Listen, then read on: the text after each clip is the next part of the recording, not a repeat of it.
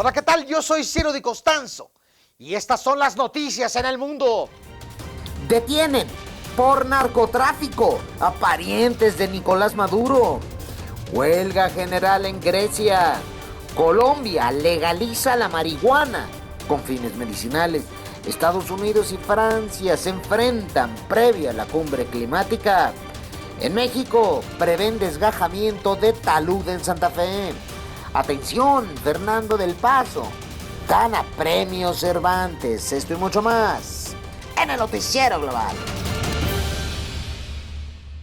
Así es como están las cosas. Vámonos de inmediato hasta Venezuela, en virtud a que detienen a familiares de Nicolás Maduro, el presidente, por narcotráfico. Agárrense de las manos. Y bueno, déjame platicar la historia rápidamente. La historia fue que han detenido en Puerto Príncipe, la capital de Haití, a un ahijado de Nicolás Maduro, el presidente de Venezuela, y a un sobrino de Cilia Flores, la primera dama de Venezuela. Ni más ni menos. A ambos se les encontraron con 800 kilos de cocaína. No, bueno, ¿qué está pasando? ¿Qué diablo sucede con el status quo en Venezuela? El caso es que fueron detenidos en un operativo coordinado para su mala suerte por la Drug Enforcement Administration, mejor conocida como la DEA, de tal manera que fueron detenidos y entregados a las autoridades norteamericanas, trasladados a Nueva York y ya les fueron enderezados cargos por parte de la Fiscalía norteamericana, cargos por introducir casi 1 tonelada de cocaína a los Estados Unidos. Están fundidos. Entonces, ¿qué pasa? Pues que la reacción no se va a hacer esperar del gobierno de Venezuela. Esto va a provocar un choque importante. Esto se da a 3 semanas de las elecciones parlamentarias más difíciles que enfrenta el oficialismo. Y esto pone en evidencia una vez más que ahí existe algo en la nomenclatura chavista, existe algo relacionado con el narcotráfico, ya que no es la primera vez que se habla de que miembros de esta nomenclatura chavista están relacionados con el narcotráfico. Insistentemente se mencionó a Diosdado Cabello, el número 2 del régimen y hoy presidente de la Asamblea Nacional Venezolana, como parte de una trama, una red en Venezuela importante de tráfico de drogas. Y bueno, pues para la Drug Enforcement Administration, la DEA, pues Venezuela es la ruta alternativa de Colombia del tráfico de cocaína mundial, ni más ni menos. Entonces, vamos a mantenerle al tanto de esto a través de bluereport.com.mx, pero es una notición, una noticia bomba. Déjeme ir hasta otras latitudes. Vámonos hasta Grecia. ¿Por qué razón? Porque Grecia enfrenta una huelga general. Y sí, el gobierno de izquierdas, sí, sindicalista, sí, de Alexis Tsipras, el primer ministro, enfrentan una huelga general justamente el día de hoy. 25,000 sindicalistas bloquearon, asfixiaron, cerraron, colapsaron Atenas, la capital de Grecia. Y bueno, pues es que son de diferentes colectivos, ¿no? Pero pues como ustedes saben, Alexis Tsipras llegó al poder gracias a ellos. Alexis Tsipras llegó al poder denunciando los excesos de la troika comunitaria, del Fondo Monetario Internacional, del Banco Mundial y de los grandes capitales que pues pedían condiciones pues probablemente extralimitadas para poder prestar a Grecia. Y entonces él llegó al poder prometiendo que erradicaría esas prácticas. Y ya una vez que estuvo en el poder, pues no tuvo de otra más que aceptar las condiciones de los acreedores internacionales, so pena de salirse del euro y que la catástrofe financiera fuera 2, 3, 4 o 5 veces mayor de la que es. Es, como dicen, una espada contra la pared y es estar entre dos océanos difícilmente manejables. Esa es la gran realidad. Sin embargo, esto no permea en las clases populares.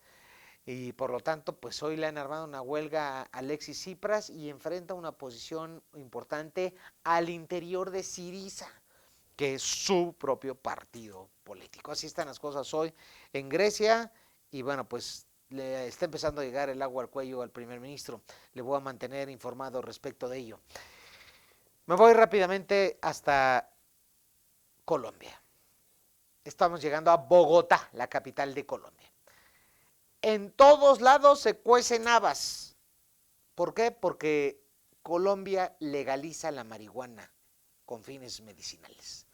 Así es, esta noticia viene también a impactar en gran medida aquí en México, porque en Colombia se hizo un decreto por parte del propio Ejecutivo Federal, por parte del presidente Santos, para legalizar la marihuana con fines medicinales.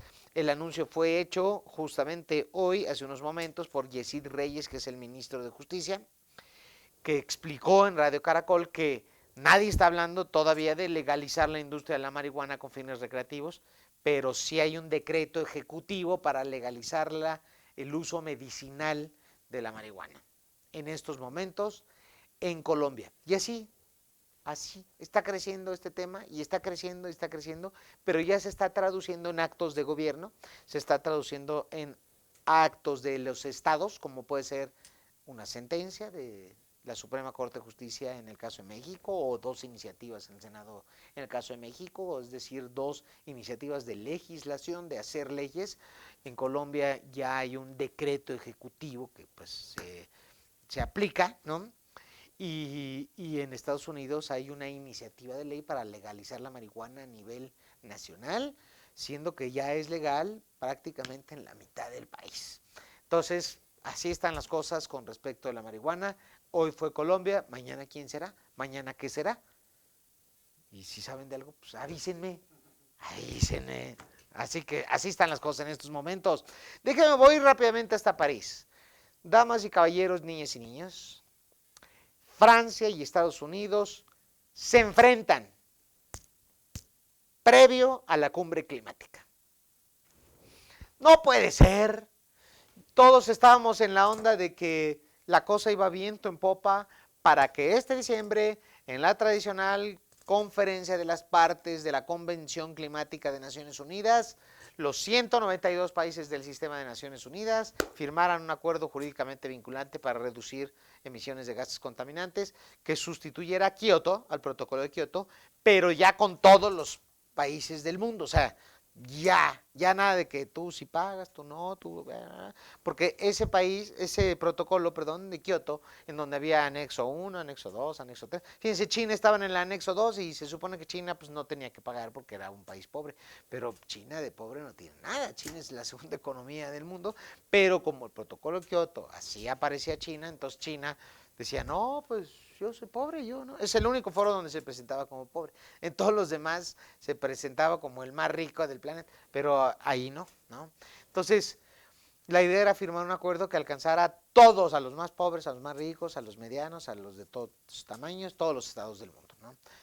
Sin embargo, unas declaraciones del secretario de Estado norteamericano John Kerry han puesto los pelos de punta a todo el mundo, porque declaró al Financial Times que Estados Unidos no contempla la firma de un tratado internacional.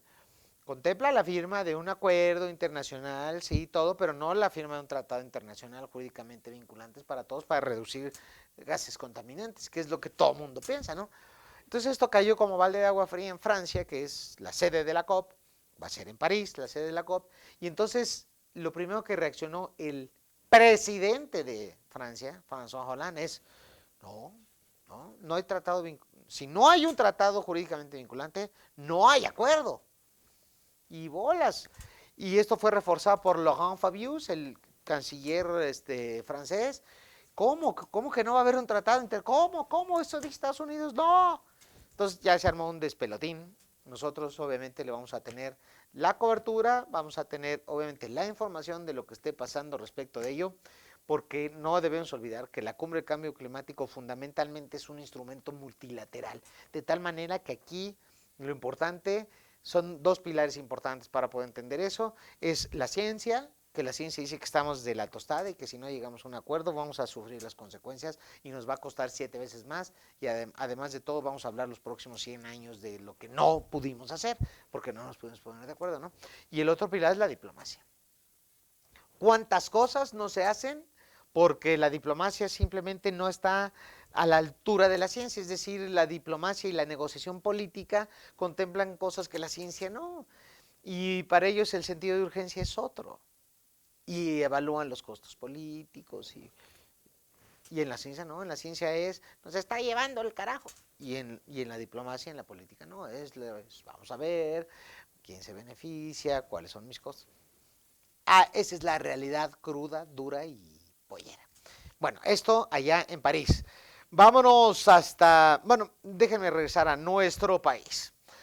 Esta información quiero que la apunten por favor en su bitácora, en su agenda, porque, sobre todo las autoridades, porque que no se diga que no se dijo.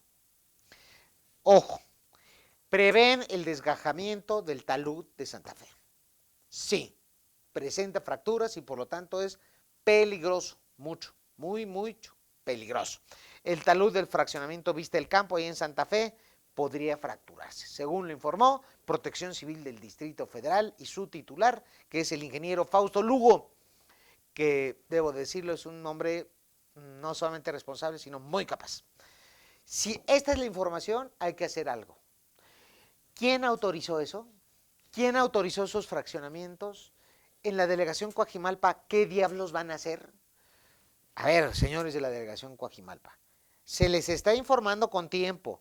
Esta situación no puede prevalecer, presenta grietas y todos los días se desmorona, todos los días tiene desgajamientos, todos los días.